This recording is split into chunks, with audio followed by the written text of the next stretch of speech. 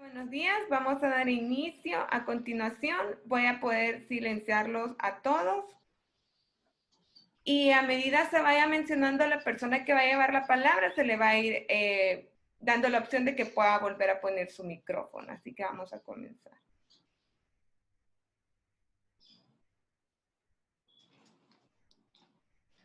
Muy buenos días a todos y a todas. A continuación daremos inicio a la ceremonia de inauguración del espacio de reflexión del Museo Sitio de Memoria ESMA en la Embajada Argentina en El Salvador. Para dar inicio a esta ceremonia, el embajador de la República Argentina, Rubén Ruffi, dará unas palabras.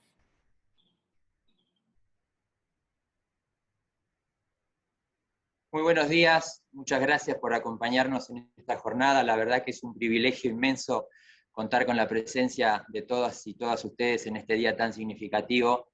En los últimos días un poco pensaba cómo podíamos colaborar, qué aporte podíamos brindar desde esta embajada para que aquellos que nos visitaran pudieran tener de alguna manera alguna primera aproximación, conocer un poco a fondo, tratar de entender y reflexionar sobre los crímenes de lesa humanidad cometidos por la dictadura cívico-militar que azotó nuestro país entre 1976 y 1983. Así como sobre el proceso de justicia ejemplar que se ha logrado desde el regreso a la democracia bajo el impulso central y el liderazgo de los organismos de derechos humanos, de las madres, de las abuelas, de los hijos y de los familiares. Y hace unos días recibía la visita de una autoridad local y me avisaban que estaba en la sala de espera. Entonces me puse un poco a meditar sobre el significado de esas palabras, ¿no? Una sala de espera, un edificio o la parte de un edificio donde la gente se sienta para esperar el hecho que va a ocurrir. Y si bien esperar significa permanecer, también significa tener esperanza. Por eso, en lugar de tener un espacio o un lugar para guardar, para dejar que el tiempo transcurra sin hacer nada, pensé, ¿por qué no darles a quienes nos visitan un momento y un espacio para reflexionar? Una vez escuchaba un testimonio de un sobreviviente que decía que no tenía recuerdos, pero que construía memoria. Y la memoria entiendo que no se construye esperando pasivamente, se construye reflexionando, procurando entender las causas subyacentes de lo que sucedió en esos años oscuros para la República Argentina. Y en física la palabra reflexión implica un cambio en la dirección o en el sentido de una cosa, implica una acción. Y eso es lo que buscamos con este espacio de reflexión, ser activos en no olvidar el pasado, escuchar a las paredes que hablan, resignificar el presente construyendo memoria argentina para el mundo y sobre todo cuidar el futuro para garantizar el patrimonio del nunca más. Como todos ustedes saben y están comprometidos, la promoción y la protección de los derechos humanos es una política de Estado para la República Argentina, es transversal a todas las políticas públicas y es un eje fundamental de nuestra política exterior. El liderazgo y la legitimidad de nuestro país a nivel regional e internacional se ha visto reflejado en numerosas iniciativas de singular importancia para el desarrollo progresivo del derecho internacional de los derechos humanos y para el derecho internacional humanitario. Muchas de esas políticas e iniciativas tienen rostro de mujer, porque se construyeron a partir de la lucha de las madres y de las abuelas. Pensar en el derecho a la verdad, en la protección de las personas contra las desapariciones forzadas, o en el uso de la genética forense para casos de violaciones de derechos humanos, nos llevan necesariamente a la lucha de las madres, de las abuelas y de los familiares.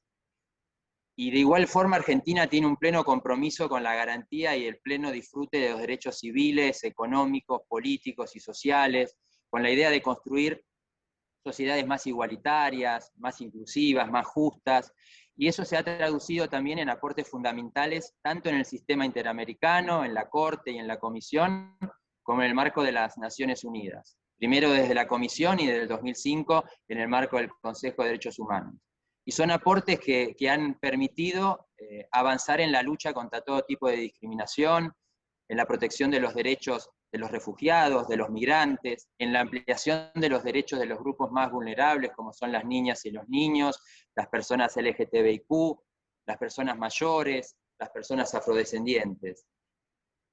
Y la verdad que quien nos acompaña hoy ha cumplido un rol fundamental en ese proceso de construcción de liderazgo y de legitimidad, primero desde la Secretaría de Derechos Humanos de la provincia de Buenos Aires, y después desde la presidencia de la Comisión de Derechos Humanos de la Cámara de Diputados. Hoy tiene una responsabilidad fundamental como representante especial para asuntos de derechos humanos en el ámbito internacional de la Cancillería, el embajador Remo Carlotto. Así que, estimado Remo, al igual que las semillas de la campaña Sembrando Memoria, tu responsabilidad viene cargada de futuro. Muchas gracias por acompañarnos hoy, y por favor, si pudieras compartirnos unas palabras, estaremos muy agradecidos.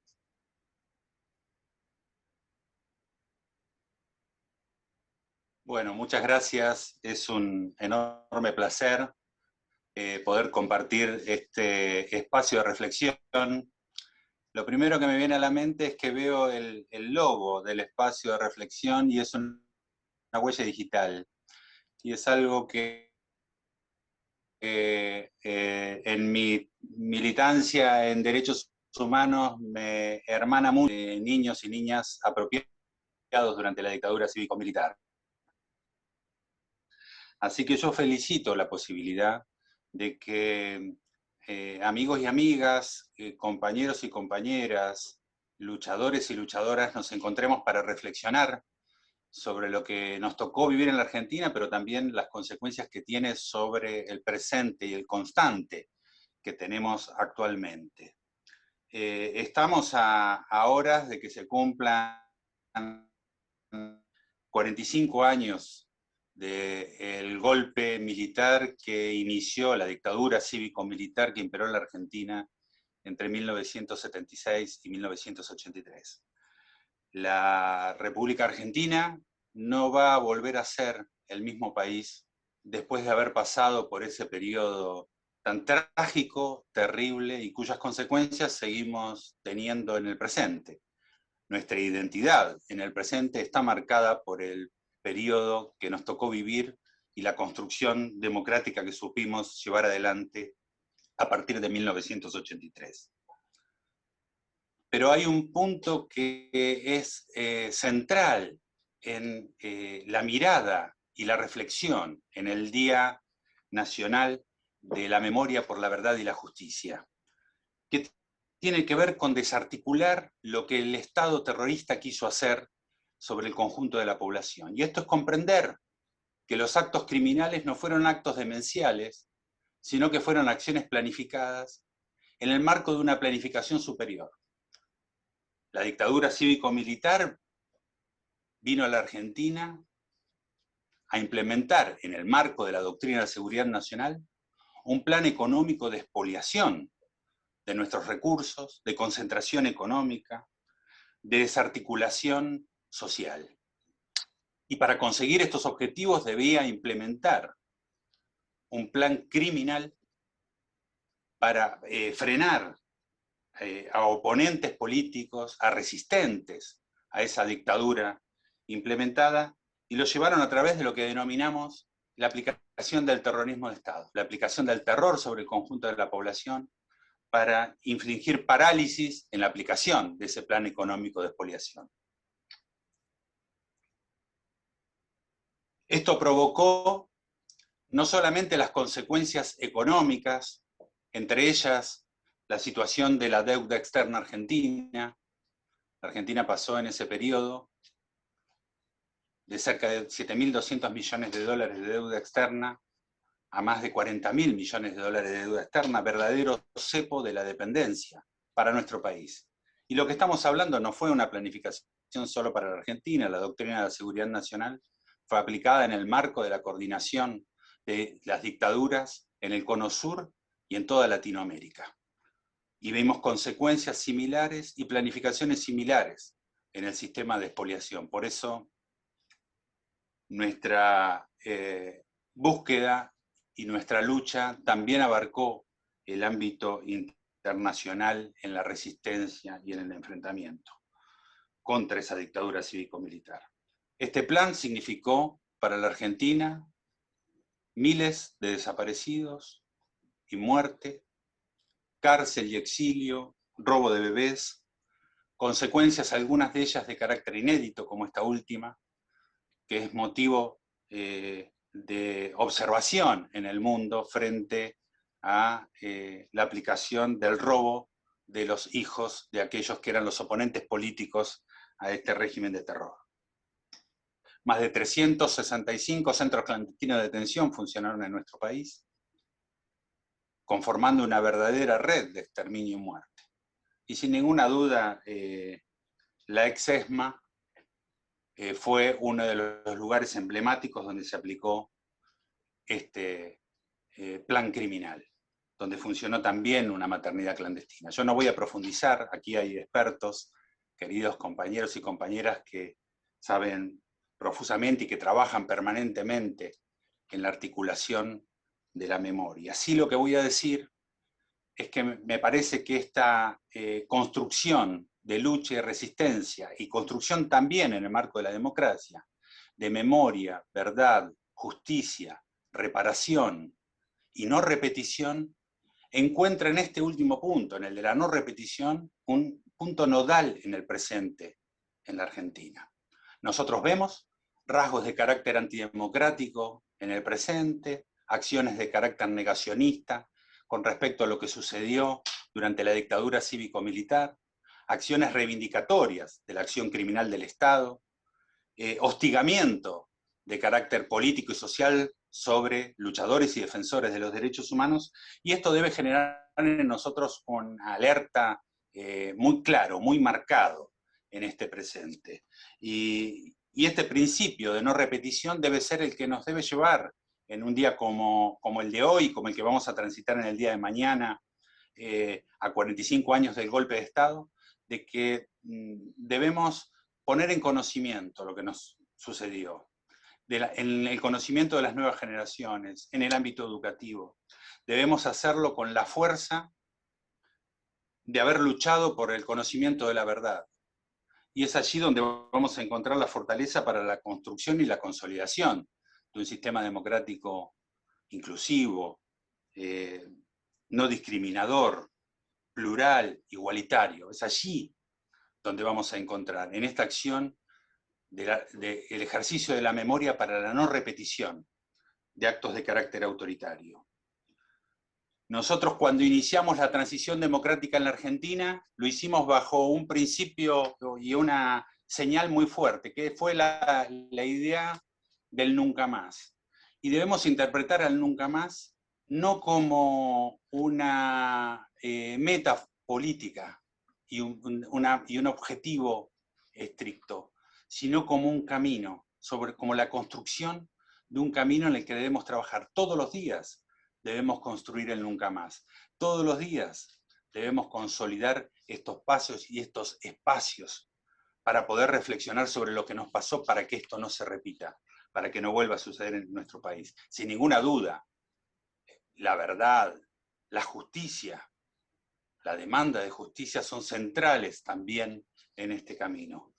Pero hay un paso muy importante para llevar adelante, y la colaboración internacional, la observación internacional, la instalación de la ex-ESMA como candidata a la lista de Patrimonio Mundial de la UNESCO es parte de un camino fundamental para que nosotros construyamos y sigamos manteniendo como una política de Estado de carácter transversal este principio de no repetición. Repito, desde mi perspectiva, fundamental en estos tiempos que nos toca vivir, donde vemos estos rasgos autoritarios que se vuelven a presentar, no solamente en nuestro país, sino también lo vemos regionalmente y globalmente, ¿no es cierto? Y aquí es donde hay una función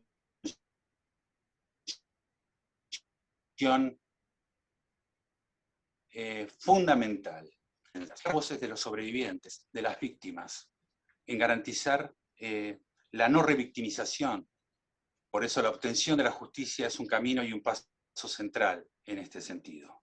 Por eso, a 45 años de la dictadura cívico-militar, este es un camino que debemos consolidar con absoluta decisión y con fuerza. Esto es una política de Estado que no se ha podido desarticular ni aún por aquellos que explícitamente han planteado acciones de carácter negacionismo desde el ejercicio de gobierno. Entonces, esto también da aforismos de víctimas como madres, abuelas, familiares e hijos han conseguido y que se ha convertido en verdadera carnadura en nuestra sociedad. Lo hemos demostrado hace unos años cuando se quiso dar un nuevo paso de impunidad a partir de la aplicación del fallo del 2x1 de la Corte. Debemos demostrar cada día, a 45 años del golpe, el nunca más debe ser la construcción colectiva para construir una sociedad democrática, más justa e igualitaria. Agradezco nuevamente la posibilidad de compartir este espacio de reflexión y el respeto y admiración a quienes compañeros y compañeras de lucha están hoy acá y van a aportar elementos para que sigamos reflexionando y sigamos compartiendo con la comunidad internacional lo que nos sucedió a nosotros, pero que nos sucedió al mundo entero. Muchas gracias.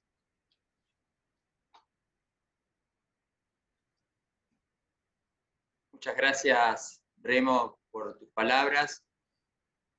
Cuando a fines del año pasado, junto a la Directora General de Derechos Humanos de la Cancillería, acá Cecilia Meirovich, y a Josefina Nasif, propusimos que las ministras y los ministros de Educación y de Cultura del Sistema de Integración Centroamericano, del SICA, manifestaran un apoyo contundente a la postulación del Museo Sitio Memoria ESMA, ex centro clandestino de detención, tortura y exterminio, para integrar la lista del Patrimonio Mundial de la UNESCO. Ahí tomé real dimensión del largo trabajo que Alejandra y que su equipo viene realizando. La verdad que un poco más aún, tomé conciencia de los desafíos que se tienen por delante en la Comisión Argentina de Cooperación con la UNESCO, en la CONAPLU, y en el Comité Argentino del Patrimonio Mundial, hasta que se presente voluntariamente la nominación en el Centro de Patrimonio en septiembre próximo, hasta que se presente la candidatura en febrero del 2022 y hasta que tenga lugar la evaluación de la propuesta del comité en 2023. Y también se dé el esfuerzo que están llevando a cabo para que el museo integre la lista de Patrimonio Cultural del Mercosur.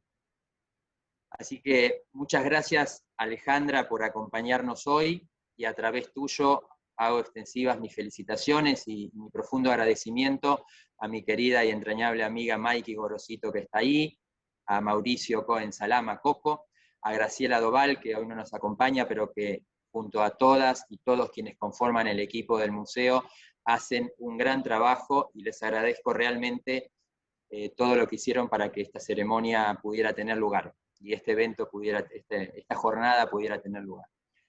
Alejandra, sé que la última vez que estuviste por acá, por estas tierras, fue a mediados del 2018, en el marco de unas jornadas de justicia transicional en la Universidad de San Salvador.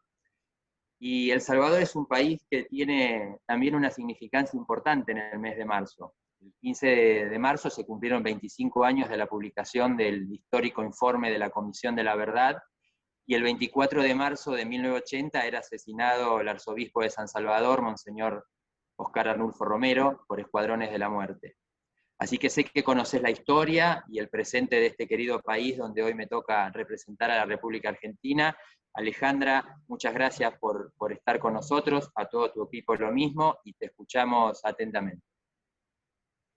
Muchísimas gracias, embajador Rufi, porque realmente el tiempo que nos conocemos, a través, como bien mencionaste, del equipo de trabajo de UNESCO, la querida Maiki, el querido Coco, y de la mesa de Cancillería, Cecilia, Josefina, entablamos un vínculo muy lindo, y sé que con Graciela estuvieron trabajando para la elaboración de este espacio de reflexión, que ojalá sea también una punta de lanza para que se pueda repetir en otros territorios argentinos, como son las embajadas en distintos países.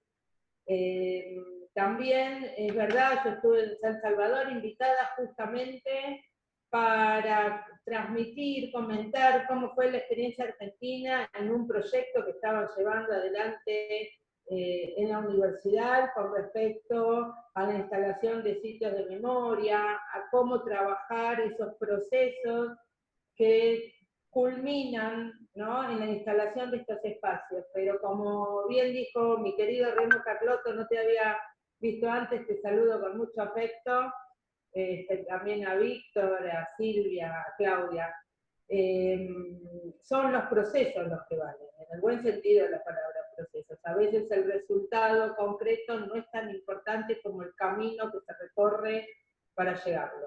Así que mucho de lo que yo iba a decir lo dijo Remo, que hizo como este paraguas muy completo de lo que significa el 24 de marzo, de lo que significa que estemos cumpliendo 45 años de aquel golpe, y que yo lo voy a decir más sintéticamente, yo celebro enormemente que por las características extremas que tuvo la dictadura cívico-militar, no celebro eso, obviamente, pero sí celebro que a partir de la recuperación de la democracia en 1983, creo que los argentinos y las argentinas hicimos un acuerdo básico de terrorismo de Estado nunca más, de dictaduras nunca más, y podemos celebrar estos años de democracia ininterrumpida. Lo digo esto porque todos sabemos, y muchos de los que están acá lo hemos vivido por la edad que tenemos, que hasta el golpe de 1976 en nuestro país estaban naturalizados los golpes. Si uno ve la historia de 1930 a 1976, las democracias y las democracias restringidas y los golpes de Estado era algo natural, era una práctica naturalizada en la sociedad.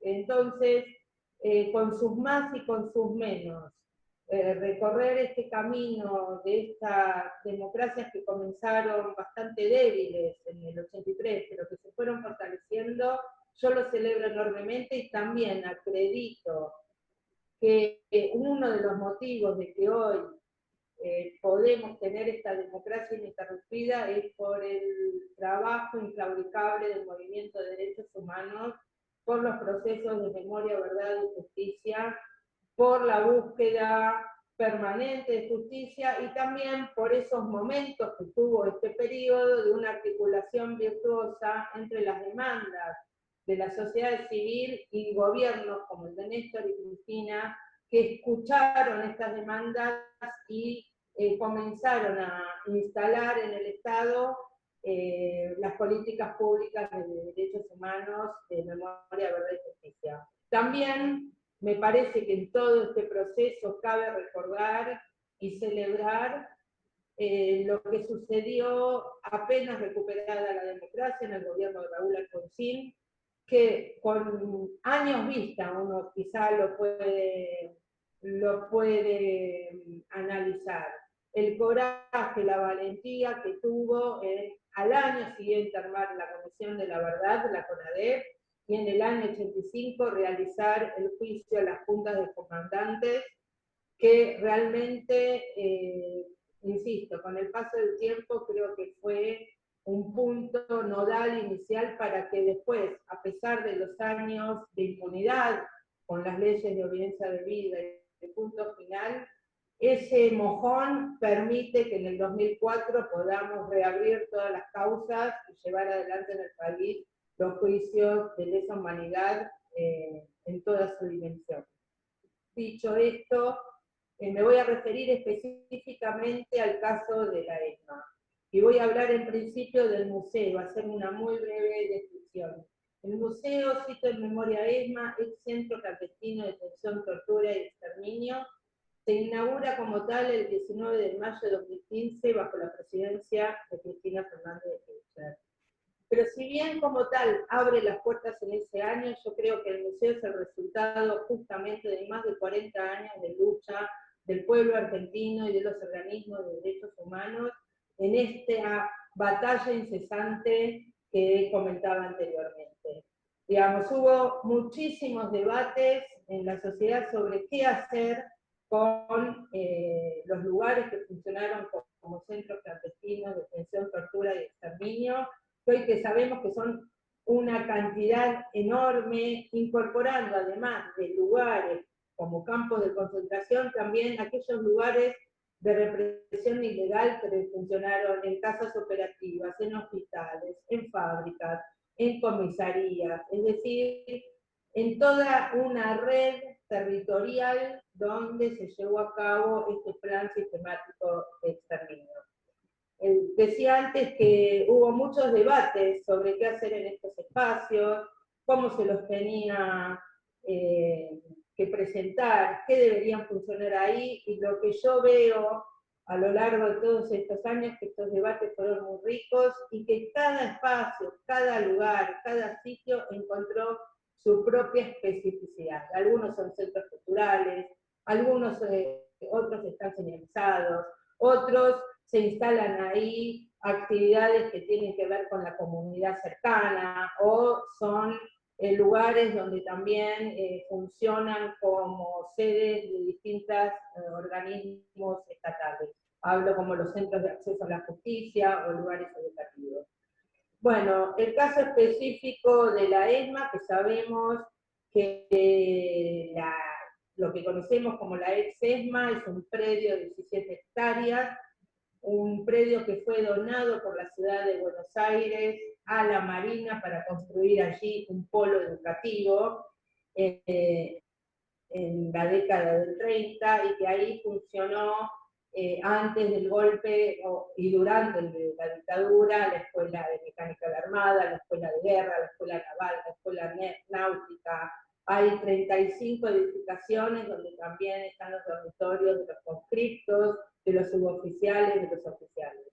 Por eso decimos que todo el predio fue funcional a la dinámica represiva, pero en el edificio del Casino de Oficiales, lugar de entretenimiento, alojamiento de la Armada Argentina, fue el epicentro de esta dinámica represiva, porque allí funcionaron los lugares de tortura, los lugares de reclusión de detenidos y detenidas, los lugares en donde se llevaron los vuelos de la muerte. Los lugares donde nacieron los niños y niñas de sus madres embarazadas en cautiverio. Por todo esto, el debate sobre qué hacer en este espacio llevó muchos años, y en el año 2012, después de distintas instancias donde se podía visitar el lugar vacío, con guías que muchas veces eran los propios compañeros y compañeras sobrevivientes, en el año 2012, a pedido de las organizaciones de derechos humanos y del Poder Ejecutivo, comienza a pensarse un proyecto para transformar este espacio en un lugar que pueda ser visitado por las presentes y futuras generaciones, y que tenga una dinámica comunicacional para que este espacio también cumpla su función educativa, pedagógica, informativa, y también tenga este espacio esa cuota fundamental de emocionalidad y de experiencia cuando se recorre físicamente un espacio de esta característica.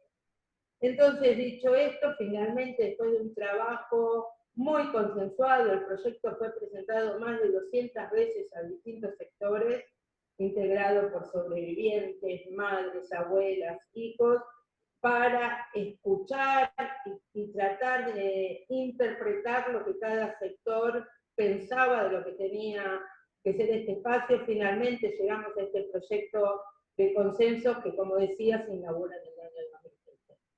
En el mismo año de su inauguración, también en esta articulación que comentaba entre las organizaciones de derechos humanos y el Poder Ejecutivo, se presenta la posibilidad de que el museo, sitio de memoria, con el área de amortiguación, que es todo el espacio de la ex-ESMA, a integrar la lista tentativa del Comité Argentino de Patrimonio. Esto fue un trabajo, la verdad, interesante, porque nos hizo pensar cuál era nuestra estrategia de presentarnos. ¿Por qué? ¿Qué representábamos? ¿Qué símbolo teníamos? Bueno, en ese momento nos planteamos para entrar en ese comité con los criterios básicos de UNESCO de integralidad y la materialidad del espacio. Y así, en el año 2017, fuimos aceptados en esta lista tentativa de los bienes argentinos a presentar en Patrimonio Mundial de UNESCO. Bueno, una vez aceptado, empezamos a trabajar en un equipo interdisciplinario muy interesante, a quien conocés, y vuelvo a insistir en que la presencia de ellos es fundamental. Mauricio Cohen Salama como coordinador del proyecto, y Maiki Gorosito, la responsable de cooperación internacional, y todo un equipo integrado por arquitectos, patrimonialistas, historiadores. Empezamos a trabajar puertas adentro en la elaboración del expediente. El expediente es un expediente técnico, muy exquisito, donde hay que responder a muchas preguntas de UNESCO, y esto nos permitió también generar un corpus documental muy importante que hace a toda la historia de la ESMA, desde su creación hasta el presente. Y en el año 2019 sí armamos la estrategia de la candidatura. La candidatura tiene 3 dimensiones, podría decir, que requiere UNESCO. Una dimensión que es la que mencioné, la específicamente técnica, que tiene que ver con este expediente y con esta estrategia. Nosotros teníamos que encontrar cuál era el valor excepcional universal que nosotros presentábamos en la UNESCO. ¿Qué quiere decir esto? ¿Cuál es el valor único nuestro que nos hace universales? Pinta tu aldea y pintarás el mundo, ¿no es cierto? Y ahí, después de muchas discusiones y de lecturas de distintas candidaturas, llegamos a la conclusión que la ESMA simbolizaba 2 valores, uno positivo y otro negativo. Empiezo con el negativo. La ESMA, por su función, por su integralidad, por su materialidad, por lo que sabemos de este espacio, representa el valor del terrorismo, el terrorismo de Estado basado en el delito de la desaparición forzada de personas. Con esto, ¿qué quiero decir? Como mencionaba bien Remo, todo los años 70, todo el cono sur, y lo podemos ver ya con la existencia del Plan Cóndor, fue sometido a dictaduras, ¿no?, donde se llevó a cabo este delito, y los centros clandestinos fueron una herramienta para la implementación del terrorismo de Estado, que además de tener el objetivo de exterminar a todo tipo de oposición política a ese régimen, hoy, a muchos años, sabemos que realmente vino a plantar la semilla del neoliberalismo en la región, y que podemos decir, ese neoliberalismo todavía está, y todavía tenemos que trabajar por nunca más, ¿no?, a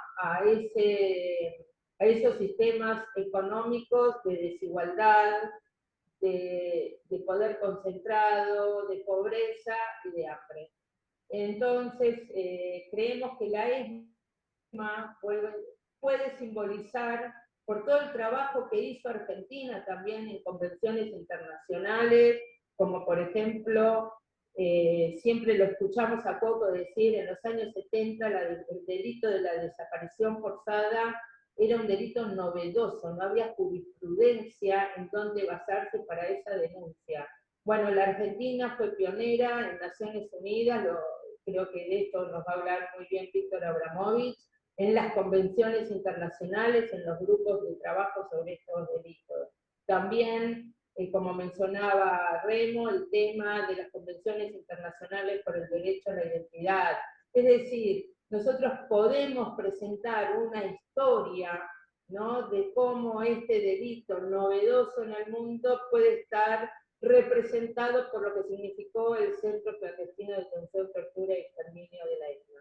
Y el valor positivo que nosotros estamos presentando es justamente todo el proceso de memoria, verdad y justicia que lleva adelante nuestro país, que se puede describir en el valor del consenso social para la búsqueda de justicia. Como contaba Remo, si bien hay sectores negacionistas o sectores que todavía nos hostigan con una mirada celebratoria de lo que fue Videla, Macera y Agosti, yo creo que en el año 2017, cuando toda la sociedad argentina sale a rechazar el 2x1, es una muestra que continuamente hay, como decía anteriormente, un acuerdo, un piso básico de los argentinos y argentinas, de que esa mirada hacia el pasado la hacemos acción al presente y decimos nunca más.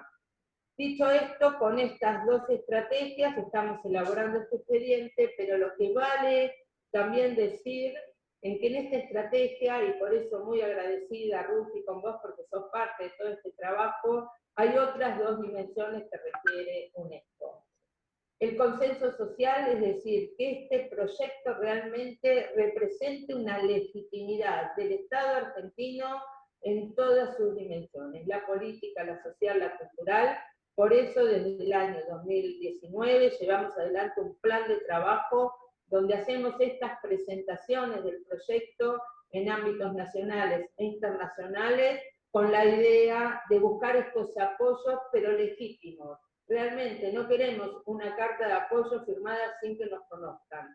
Queremos que clubes, sindicatos, universidades, periodismo, parlamentos nos apoyen teniendo muy en cuenta qué es lo que nosotros pretendemos de esta candidatura. Y la otra dimensión, que es la que te concierne directamente, es la pata diplomática.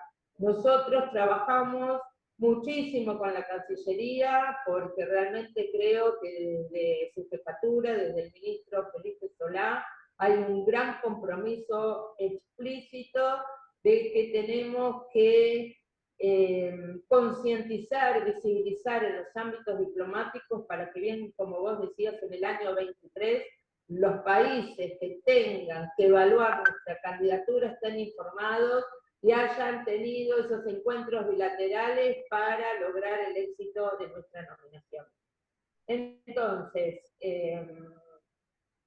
este es un poco el marco y por eso acciones como las que estamos inaugurando hoy, de estos espacios de reflexión, de visibilización, de concientización, de este eslogan de nuestra campaña, que es Memoria Argentina para el Mundo, Patrimonio de Nunca Más, realmente se lleve adelante con distintos eventos, encuentros, difusiones, porque eso es lo que abona y nutre este proyecto.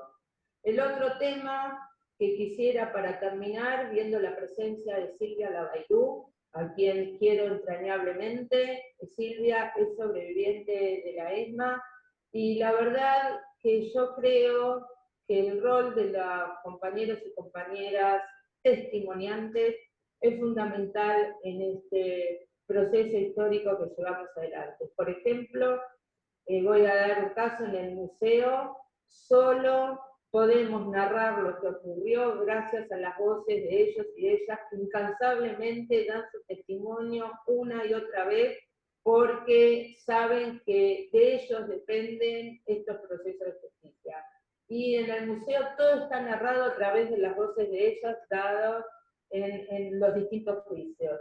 Y a veces creo que celebro que Silvia nos esté acompañando, porque a veces creo que están un poco ausentes de todas nuestras recordaciones y rememoraciones. Y creo que con el tiempo que se articula entre historia y memoria, por lo doloroso de la situación de estos compañeros y compañeras, la verdad que creo que los espacios de memoria también son una manera de generar esos espacios de reparación, de reconocimiento y también de seguir procesando la historia. En el museo, por ejemplo, solo para terminar y para ver cómo estos lugares, siempre decimos que los espacios de memoria es la interpelación del pasado en el presente. Y yo creo que ahora también son los espacios donde el presente interpela aquel pasado. Nosotros cuando inauguramos el museo en el 2019, inmediatamente empezamos a recibir críticas de que el museo no tenía perspectiva de género. Y la verdad que tenían razón.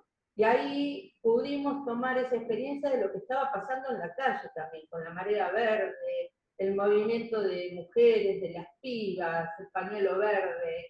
Y bueno, y pudimos hacer junto con las compañeras una muestra que se llamó Ser Mujeres en la ESMA, testimonios para volver a mirar, que justamente trata de articular las experiencias del presente con esa percepción que tuvieron las mujeres de su cautiverio, que como digo siempre, no fueron secuestradas como mujeres, fueron secuestradas por ser militantes políticas, pero una vez dentro del campo, la experiencia de las mujeres necesita tener un capítulo aparte. Entonces hoy celebro que se esté llevando a cabo el 5º debate judicial de la ESMA 5, que tiene como eje central los delitos contra la integridad sexual.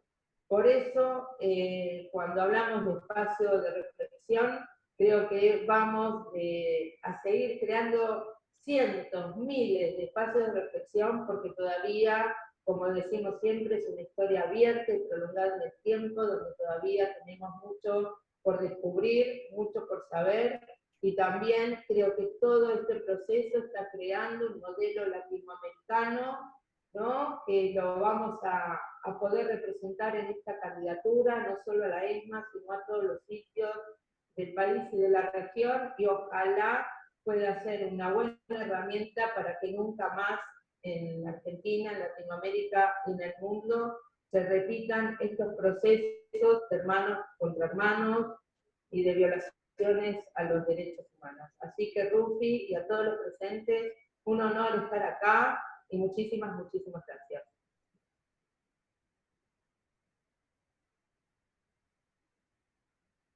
Muchas gracias, Alejandra, por tus palabras. Hace unos momentos, cuando te presentaba, hacía un poco de referencia también a la candidatura para integrar la lista de Patrimonio Cultural del Mercosur. Y el 26 de marzo se cumplen 30 años del aniversario de la suscripción del Tratado de Asunción. Me parece importante entonces destacar al Mercosur porque se ha transformado de alguna manera en una pieza clave para el fortalecimiento de la democracia en la región, para la promoción y la protección y el respeto irrestricto de los derechos humanos, en definitiva, para conformar una zona de paz y alcanzar un desarrollo equitativo, armónico, integral de todos nuestros países. Entonces quisiera recordar que en ese espacio, en el 2004, se creaba la Reunión de Altas Autoridades de Derechos Humanos del Mercosur, la RAD. Un año después se suscribía el Protocolo sobre Compromiso con la Promoción y Protección de los Derechos Humanos del Mercosur, el Protocolo de Asunción. Y 5 años después se creaba el Instituto de Políticas Públicas de Derechos Humanos del Mercosur, el IPPDH, que también tiene sede en el edificio de la ESMA, como decías recién Alejandra, un símbolo inequívoco de esa terrible época que tuvo lugar en nuestro país. Y nuestro próximo orador participante, mi estimado amigo Víctor Abramovich, fue su primer secretario ejecutivo. En ese entonces tuve el honor y la oportunidad de trabajar codo a codo con Víctor, y las vueltas de la vida hoy nos unen nuevamente, aunque sea de manera virtual, inaugurando el espacio de reflexión en la Embajada Argentina en El Salvador. Un Salvador con el que Víctor también tiene historia, porque como todos ustedes saben, en el 2008 él fue el representante de la CIDH ante el órgano de aplicación del Protocolo de San Salvador, del protocolo adicional a la Convención Americana sobre Derechos Humanos, que cumplía en ese entonces 10 años. Así que, Víctor, muchas gracias por ese pasado compartido, por este presente y por el futuro que seguramente vamos a tener en conjunto, trabajando por la plena protección y respeto irrestricto de los derechos humanos. Así que, Víctor, muchas gracias por estar y te escuchamos atentamente. Bueno, muchas gracias, Rubén, por la invitación. Es un placer estar en esta actividad junto con amigos y amigas de muchos años. Veo a Remo Carlotto, a quien también felicito por la asunción como representante especial de Derechos Humanos de la Cancillería, y también a todos los integrantes de Alejandra Naftali, a todos los integrantes del espacio de memoria de la ESMA. Yo quiero destacar 2 o 3 cosas porque mucho de lo que iba a decir ya fue dicho tanto por Remo como por Alejandra. Primero, reivindico la idea que planteó Rubén, planteó Remo, planteó Alejandra, de pensar los derechos humanos como un eje de la política exterior del Estado argentino. Sabemos que eso intentó ser una política de Estado, pero los gobiernos manejaron esta cuestión con diferente intensidad. Entonces me parece que reivindicar nuevamente esta idea de los derechos humanos como eje de la política exterior es un elemento fundamental. Y pensar, como hizo Rubén, con creatividad, en cómo las embajadas argentinas en los países de la región pueden ser promotores de las experiencias nacionales en materia de memoria, verdad y justicia. Quizá de las pocas cosas donde todos los argentinos sentimos orgullo es el movimiento de derechos humanos, la reivindicación de derechos humanos, y dentro de eso la experiencia del sitio de memoria que Alejandra conduce magistralmente desde que se hizo cargo de esa actividad, que es una gestión muy difícil de hacer, porque es una gestión desde el Estado, coordinando distintas agencias públicas, pero también la relación con los organismos de derechos humanos, con las organizaciones de víctimas. Es una gestión muy difícil que condujo de manera estratégica y yo creo que es algo que podemos mostrar como parte central de la política de derechos humanos. Y reivindico otro elemento fundamental que se planteaba en las presentaciones, la idea de pensar los derechos humanos también en las estrategias de integración latinoamericana. Rubén mencionaba la creación de los espacios en el Mercosur, pero también la estrategia de integración con todos los países de la región. Y ahí compartimos los argentinos y los salvadoreños un pasado común, que es ese pasado del obispo Romero y del obispo Angeleri, de las violaciones de derechos humanos en la ESMA y de la masacre del Mozote, y es un pasado que nos permite construir también identidades comunes. Y la integración latinoamericana pasa por reconstruir las bases de esas identidades compartidas que los pueblos latinoamericanos tenemos, digamos, como un acervo común. Por eso reivindico la idea de los derechos humanos como eje de la política exterior y reivindico la idea de estos ejercicios de memoria como parte de los procesos de integración latinoamericana, que me parece también es otro eje de la política exterior argentina que debemos revalorizar y tener en cuenta cotidianamente. Cada país construye su propio camino, su propio proceso, lidiando con los hechos traumáticos del pasado, lidia como puede con esos hechos, pero yo creo que hay un elemento, un consenso compartido por todos los que estamos acá y que me parece que inspira esta actividad, y que es que la reconciliación en ningún caso puede basarse en la impunidad. O sea, que los procesos de reconciliación, de reconfiguración de los vínculos sociales que fueron afectados por los crímenes atroces, pasa por lograr memoria, por lograr verdad, por lograr la reparación y el reconocimiento de las víctimas y también por lograr justicia. Yo creo que es muy importante en ese sentido, en la experiencia compartida de argentinos y salvadoreños, el escenario que se abre en El Salvador en 2016 a partir de la decisión de la Sala Constitucional de la Corte Suprema de El Salvador, que declara la inconstitucionalidad de la ley de amnistía del año 93, y que también, como pasó en la Argentina, es una decisión judicial, pero que es el fruto de un proceso de luchas sociales de décadas, del movimiento de derechos humanos del Salvador, de las organizaciones de familiares de sobrevivientes, procurando justicia por crímenes cometidos ya desde los años 70, y especialmente durante la Guerra Civil salvadoreña entre el 80 y el 92. Muchos de los planteos que se realizan ahí en términos del deber de obligación, el deber o la obligación de investigación penal del Estado que realiza la Sala Constitucional de la Corte Suprema son similares a los principios constitucionales que utilizó el Congreso de la Nación en la Argentina para anular las leyes de impunidad. Y luego la Corte Suprema también en el año 2005 en la Argentina, en el caso Poblete-Lazic, para reabrir las causas judiciales por crímenes de lesa humanidad. Hoy la Argentina, además de las experiencias de sitios de memoria, como el de la ESMA, de las políticas vinculadas, por ejemplo, con la recuperación de archivos, tiene también un elemento singular que la distingue globalmente, que es la experiencia de su proceso de justicia. Iniciado entre el año 2005 y el 2006, reiniciado en términos de juzgamiento de los crímenes de lesa humanidad, hoy ese proceso de justicia tiene algunas características muy particulares. Primero, se está juzgando con los mismos tribunales ordinarios que existían al momento de la reapertura de los juicios, y aplicando la misma ley penal general. O sea, no hay ni tribunales especiales ni legislaciones especiales. Esto le da un elemento diferenciador de otros procesos de justicia transicional que se dieron a nivel regional y global. Juzgamiento por tribunales internacionales o juzgamiento por tribunales nacionales, pero con características de tribunales ad hoc o de tribunales especiales.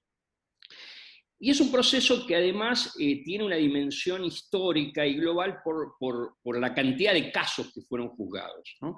En este momento hay alrededor de 623 causas en trámite, pero yo leía el informe de diciembre del año pasado de la Procuraduría de Crímenes de Lesa Humanidad del Ministerio Público Fiscal, que yo integro en la actualidad, e indicaba que hasta la fecha se dictaron 250 sentencias con 1.013 personas condenadas y 164 personas absueltas. O sea, la cantidad de casos juzgados y de personas condenadas y llevadas a juicio también tiene un rasgo distintivo a nivel global. Un proceso que ha tenido innumerables obstáculos, incluso resistencias al interior del propio sistema de justicia y juzgamiento de complicidades de sectores del sistema judicial con los crímenes de la dictadura. Un 40% de esas 623 causas que yo mencionaba todavía están en etapa de instrucción, no fueron elevadas a juicio, lo cual marca que es un proceso que todavía le queda mucho por recorrer. Y además es un proceso lento, sobre todo lento para las víctimas. Desde que la causa se eleva a juicio hasta que se dicta la sentencia definitiva, el proceso insume un tiempo promedio de 5 años y medio, hasta tener sentencia definitiva de la Corte. Sin embargo, con todos esos problemas, yo creo que es una experiencia muy importante para poner de relieve en el contexto internacional y para que sirva también como un ámbito de cooperación y de intercambio con los países latinoamericanos que están también en un escenario de juzgamiento de esos crímenes, con otros problemas, con otros obstáculos, pero donde la experiencia argentina puede ser relevante también en esos procesos nacionales. Solo para terminar, vuelvo sobre algo que aquí se decía, son procesos judiciales, estos procesos de justicia, pero son centralmente procesos sociales, porque sería imposible pensar en ellos sin tenerlos en cuenta, considerarlos como una experiencia de la sociedad en su conjunto. Y marco algunas cuestiones que aquí también se sostuvieron. Sería imposible juzgar estos crímenes a 40 años de ocurridos los hechos sin la experiencia de sistematización de la información que realizaron los organismos de derechos humanos, incluso durante la dictadura y la transición democrática, que fueron claves para reconstruir no solo los casos puntuales, sino los procesos por los cuales se adoptaron esas políticas de violaciones masivas y sistemáticas. Sería imposible desarrollar los juicios sin el testimonio valiente y muchas veces reiterado, porque debe ser en distintos procesos, por el efecto traumático que eso tiene de víctimas, de sobrevivientes, de familiares, ¿no? Que son de alguna manera quienes sostienen la posibilidad de juzgamiento de los crímenes. Y hubiera sido imposible desarrollar esos juicios sin política pública, sin la política pública desarrollada por las distintas instancias del Estado y en particular del Poder Ejecutivo Nacional. Y pienso, por ejemplo, en un debate que se está dando también en El Salvador, la importancia de las políticas públicas vinculadas con la identificación, desclasificación de archivos históricos vinculados con el funcionamiento del aparato represivo. Sin esos elementos, el proceso de justicia no se hubiera dado. Yo creo que se abre un escenario muy importante de cooperación con El Salvador para poder, digamos, de alguna manera intercambiar experiencias entre distintos sectores sociales, políticos y también operadores del sistema de justicia involucrados en esos procesos. Simplemente para terminar, reivindico esta idea del apoyo social de los procesos judiciales, para que la audiencia en El Salvador pueda entender a qué hablo, y Alejandra y Remo se refirieron a la reacción frente al 2x1. En el año 2017, con un cambio en la composición de la Corte Suprema, la Corte Suprema dictó una sentencia regresiva que pretendía aplicar en los casos de crímenes de lesa humanidad una legislación que estaba pensada para delitos comunes, pero que en la práctica implicaba reducir las penas de las personas condenadas por crímenes de lesa humanidad. Eso generó una reacción social inmediata porque se vio esa decisión de una mayoría nueva de la Corte Suprema como una especie de amnistía encubierta. Hubo fuertes movilizaciones sociales en todo el país, acababa de ganar la elección un gobierno que tenía una agenda contraria a los juicios. La sociedad se movilizó en las plazas, se movilizó en las redes sociales, en los cines, en los teatros, en los medios de comunicación. Hubo una movilización social muy fuerte que obligó al Congreso a dejar sin efecto la aplicación de la ley del 2x1 en los casos de lesa humanidad, y con posterioridad la Corte Suprema revirtió esa jurisprudencia de aplicación de esa legislación común a los casos específicos de crímenes atroces y aberrantes. Ese proceso de apoyo social se dio como resultado de una serie de factores, entre otras cuestiones, la movilización de las organizaciones de víctimas y de familiares en la resistencia, en la transición, y no claudicando nunca en sus demandas de justicia. Y yo creo que es una experiencia exitosa, un acervo institucional que es de Argentina, pero que también corresponde a esa memoria común o compartida de los pueblos latinoamericanos, y que puede ser también un elemento central en la cooperación y el intercambio que la Cancillería y las embajadas en los países de América Latina pueden impulsar, así como se impulsó en su momento esta coordinación, y se sigue impulsando esa coordinación de políticas en la esfera del Mercosur y en la relación del Mercosur con los países de Centroamérica. De manera que te agradezco, Rubén, la invitación y compartir este ejercicio de memoria que creo que nos hace bien en términos personales, pero también en términos políticos. Muchas gracias. Gracias, Víctor, por tus palabras y por tu presencia.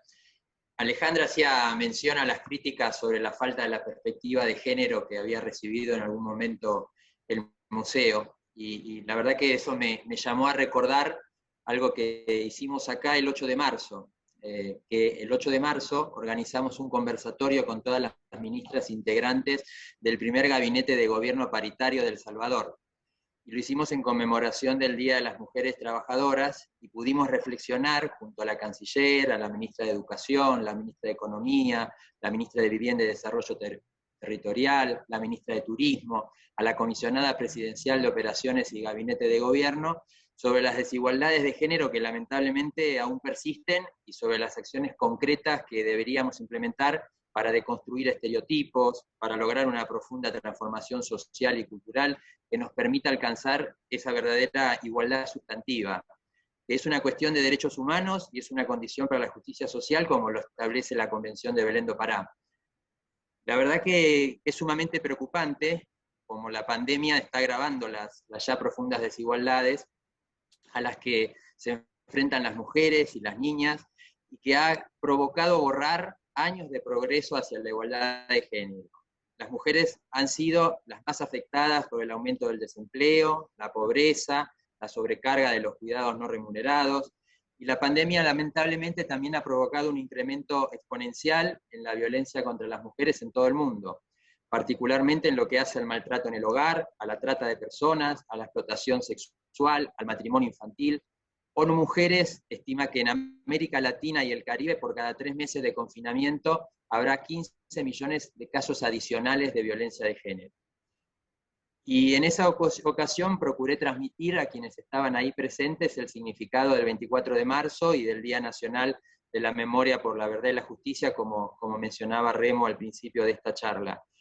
Pero ustedes saben mejor que nadie que quienes no han sufrido en carne propia no pueden explicar con palabras lo que sucedió en ese periodo nefasto. Y como decía Víctor recién, El Salvador y Argentina comparten con otros países de América Latina esa historia, y me parece que es fundamental para avanzar en los procesos de justicia, como decía Víctor, el apoyo social para que eso se garantice. Y por eso para mí es un privilegio que hoy nos acompañe Silvia Labairú, sobreviviente de la ESMA. Silvia, muchas gracias por estar hoy aquí con nosotros, construyendo memoria, compartiendo tus reflexiones, y como decía Alejandra, siempre tendremos presente estos testimonios. Así que Silvia, muchas gracias por estar y te escuchamos atentamente. Muchas gracias a todos ustedes por invitarme, desde luego. Bueno, después de todo lo que entre todos habéis dicho, poco queda por decir a nivel general sobre lo que representó este plan. Ha habido lugar en los países del Cono Sur sobre las dictaduras militares.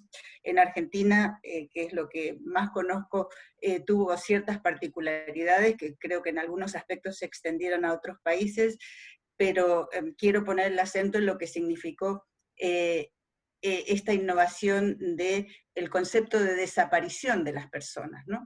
Y lo que dio lugar, en lo que a mí concierne y que conocí muy bien, es la creación de un universo concentracionario que propició una serie de consecuencias bastante inéditas, como por ejemplo la apropiación de hijos por parte de estos grupos militares, la apropiación de bienes, la esclavización de los secuestrados o de los esclavos, las violaciones sistemáticas, y luego, bueno, pues los exilios interiores y exteriores de toda la gente afectada por la represión.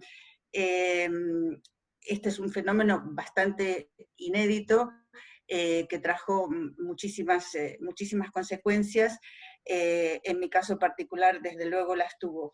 Pero también lo que se hizo en Argentina a posteriori ha sido importantísimo. Yo te comentaba, Rubén, yo he vivido 43 años en España, he tenido el lujo de participar de lo que fue la transición política a la democracia en España, que fue increíble, pero que aún así en España al día de hoy sigue habiendo miles de casos de bebés robados durante la dictadura de Franco, y en democracia estos delitos han prescrito, no se les ha hecho apenas caso.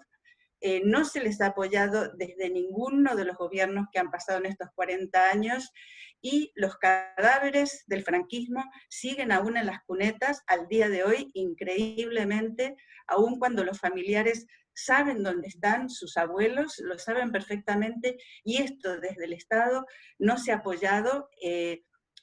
Uno podría interpretar o podría analizar las causas de esta negación, de esta falta de tratamiento, y desde esa perspectiva yo me siento particularmente orgullosa de que Argentina haya tenido este tratamiento respecto de la memoria, la verdad, la justicia, el haber convertido los derechos humanos, como aquí se ha dicho, una política de Estado, y en ese sentido me parece importantísimo, que no es porque yo sea psicóloga social o me haya dedicado al marketing o a los estudios de opinión y de mercado, pero realmente el que esto se pueda difundir y que esta experiencia ocurrida en Argentina y que ocurre hoy en Argentina se pueda trasladar o se pueda visibilizar en otros países a través del cuerpo diplomático y de las embajadas, yo creo que sería fundamental, sería un proceso riquísimo, y es algo que Argentina tiene el orgullo de haberlo hecho. Me refiero a los juicios, me refiero a la existencia de organismos como antropólogos forenses, me refiero al proceso de recuperación de nietos, a la conciencia que se ha creado en la sociedad y en las nuevas generaciones acerca del nunca más, de cómo esto se ha trasladado a la educación de los jóvenes en los colegios, a las marchas masivas durante muchísimos años en Argentina, el 24 de marzo, a que esto pudiera dar lugar, no voy a hablar yo aquí de las consecuencias jurídicas internacionales que ha tenido todo esto, pero los juicios habidos en el exterior, conozco los casos de España, el juicio de Xilingo, el juicio contra Pinochet, ha tenido toda esta política unas repercusiones jurídicas de gran calado a la hora de, más allá de la declaración de 1984, que se profundizara en el principio de justicia universal, que los delitos de genocidio no prescriban, que no se acepte como argumentación la obediencia debida por parte de los victimarios en el mundo. En fin, creo que son unos logros realmente importantísimos los que se han conseguido, y me parece muy buena la iniciativa que se está teniendo o que se va a tener, y que esta reunión de alguna forma creo que es lo que tiene de trastienda, que se haga y que se siga haciendo. La declaración de la ESMA como patrimonio de la UNESCO sería algo maravilloso, porque creo que es un lugar singular, ha sido un lugar singular desde el punto de vista de la represión, porque tuvo sus particularidades, como lo que a mí respecta, yo era la secuestrada más joven del campo, me secuestraron estando embarazada de 5 meses, con 20 añitos, y ahí uno de los laboratorios fue crear la ESMA, crear en la ESMA una maternidad que se llamaba La Sardá, para traficar con los bebés que allí nacían, y en otros sentido, también fue un lugar donde se practicó un plan sistemático de violación de las mujeres, de las cuales yo fui víctima. Ahora mismo se está desarrollando el primer juicio por violación y por delitos sexuales en la ESMA, en donde somos 3 testimoniantes sobre multitud de mujeres violadas que todavía no han podido, digamos, atreverse a denunciar, porque son temas muy, muy complejos, y que el mes que viene probablemente esté la sentencia.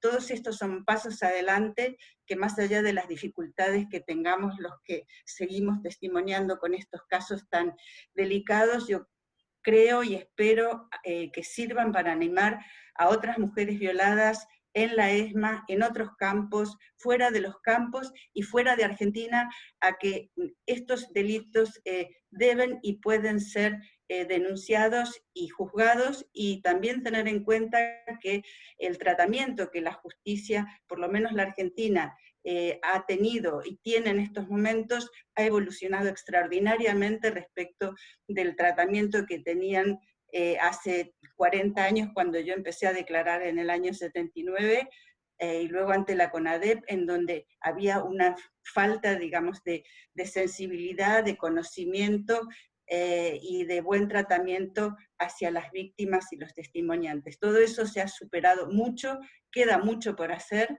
pero realmente ahora que estoy tratando con la Fiscalía que lleva estos casos, y me siento muy, muy orgullosa de que así sea.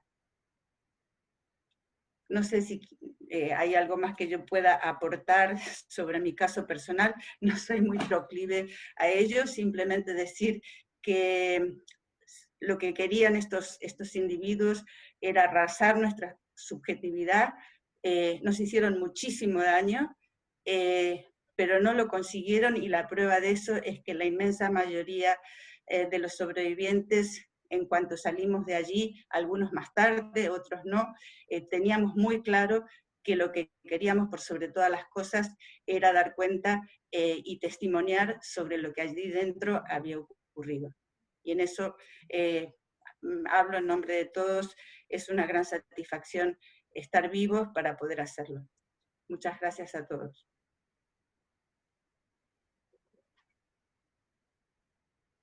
Muchas gracias Silvia por tus palabras, por tu testimonio. Decía hace un rato que la lucha por los derechos humanos tiene rostro de mujer.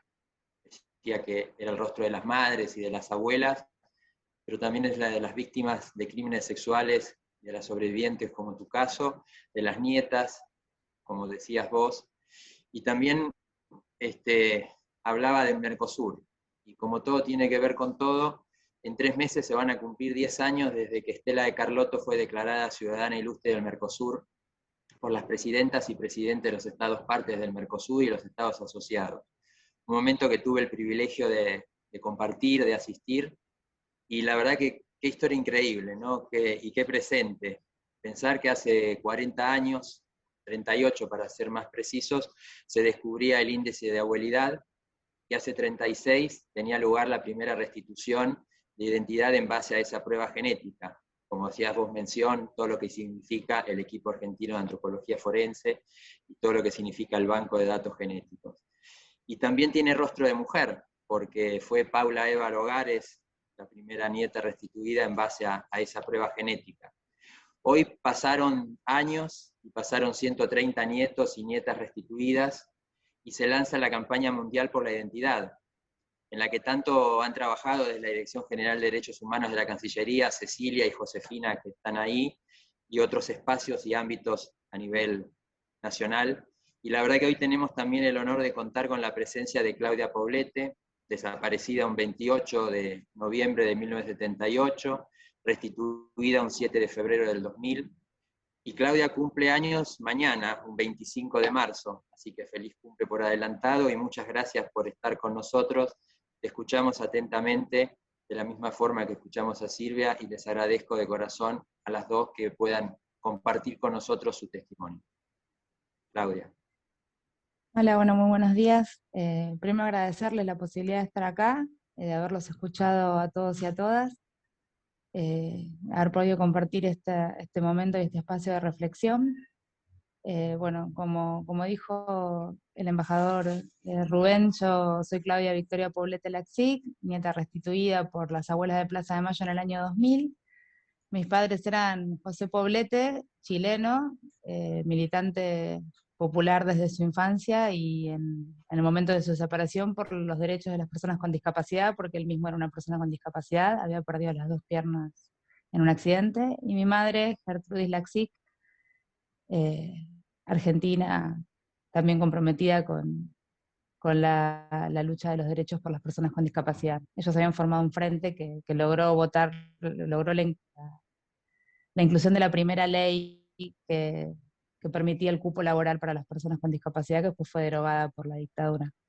Yo fui restituida en el año 2000, en febrero, como dijeron. Había sido secuestrada junto con mis padres y llevada al Olimpo cuando tenía 8 meses, y fui apropiada por un teniente coronel de apellido Landa y su mujer, y bueno, viví con ellos 21 años hasta que las abuelas y mi abuela en particular me encontraron. Mi abuela es la abuela Buscarita, que ha andado por todo el mundo también transmitiendo este mensaje de las abuelas. Bueno, el proceso de la restitución y la recuperación de identidad es algo muy largo y muy personal y muy diferente en cada caso, pero lo que sí es verdad es que si bien somos 130 los que hemos tenido la posibilidad de volver a encontrarnos con nuestras familias o de encontrarnos con nuestra verdadera identidad, hay muchos que todavía faltan por encontrar. Y creo que en esto en particular es tan importante la difusión y la tarea que están realizando desde las diferentes embajadas y secciones consulares que tiene la Argentina, porque pueden estar en cualquier lado. De hecho, se han encontrado nietos en España, en Estados Unidos, nietos y nietas. Así que es importante tratar de llegar a ellos, porque las abuelas cada vez están más grandes y nosotros también estamos cada vez más grandes y tenemos hijos, entonces ya buscamos a otra generación más, que es la de los bisnietos. Y bueno, cuanto antes los encontremos mejor, porque mientras falte uno, es toda una generación que tiene la identidad en duda y modificada, digamos. No terminamos de poder dejar atrás el delito de la apropiación, porque la apropiación es un delito. Más allá de las cuestiones afectivas que se ponen en juego, lo importante es que la apropiación es un delito y tiene unos responsables, que son los apropiadores, y las abuelas han logrado, después de muchísima lucha, métodos certeros y siempre en la búsqueda de la justicia, a través de los exámenes de ADN, a través de esta búsqueda incansable siempre por encontrar a sus nietos, poder abrazarlos, y también la justicia para el delito que los tiene de alguna forma aprisionados. Así que por eso creo que bueno, les agradezco mucho todo este movimiento que están generando en tantos países, porque pienso eso, que a mí cuando yo era pequeña mi apropiador intentó irse a España y a Estados Unidos, entonces lo que me pasó a mí le puede haber pasado a muchos. Y bueno, están ahí, hay que estar ahí presentes para cuando ellos decidan acercarse con sus dudas para poder volver a encontrarse. Así que les agradezco eso. La posibilidad de estar acá y de reflexionar ha sido muy, muy profundo todo lo que he escuchado hoy para mí, y eso también les agradezco. No sé si les puedo aportar alguna cosa más, si tienen alguna cosa que deseen preguntar. Gracias Claudia por tus palabras, por tu presencia, por lo que implica tu testimonio, tu historia y tu presente, lo mismo que Silvia. Quisiera compartir ahora un breve video sobre el espacio de reflexión que estamos inaugurando acá en la Embajada Argentina en El Salvador, en este pedacito de nuestra tierra, como decía Alejandra, que en este caso está a 6.276 kilómetros de Buenos Aires, pero que es territorio argentino. Así que por favor, los invito a ver el video.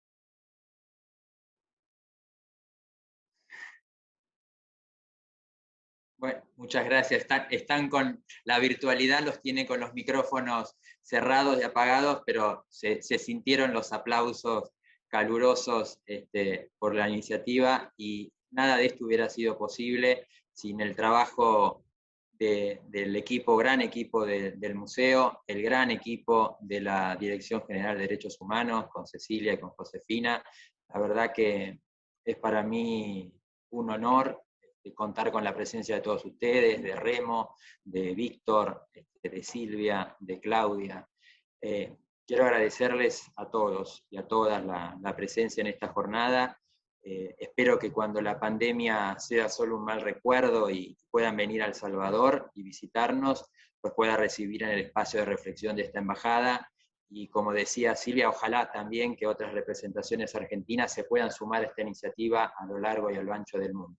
Así que muchas gracias por estar, un honor y a disposición si alguien quiere decir algo, y si no, con su sola presencia en esta jornada, para mí ha sido un momento, un cambio, un clivaje en mi asignación de funciones acá en la embajada en El Salvador. Gracias.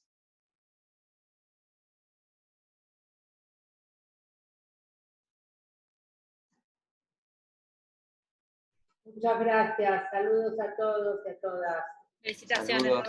Rubén. Bueno, muchas gracias. Felicitaciones Y muchas gracias. Gracias por estar. Saludos. Gracias, saludos.